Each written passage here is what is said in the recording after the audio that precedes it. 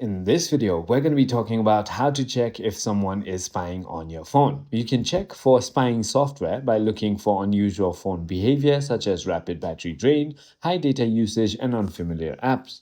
But I'm going to also tell you there are key indicators your phone might be spied on. So, number one is going to be performance issue. Your phone is suddenly slow, freezes often, or reboots unexpectedly. Number two is going to be rapid battery drain and overheating. Spyware runs continuously in the background, consuming significant power and causing the device to feel warm even when idle.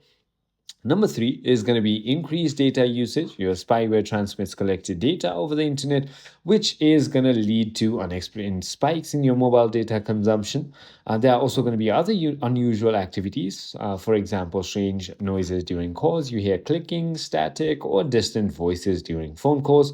Camera and mic indicators, the camera or microphone indicators that could turn on while you're not using an app that requires them.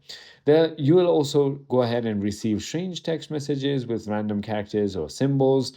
Well, how to check and remove potential spyware, you might be wondering. So, all you need to do is firstly simply go ahead and review all your installed apps and permissions. Simply go ahead, open your settings, and head into your privacy and security and check if any unusual applications are using your tracking or even your location data. You could also boot your Android into your safe mode by just restarting your phone in safe mode temporarily.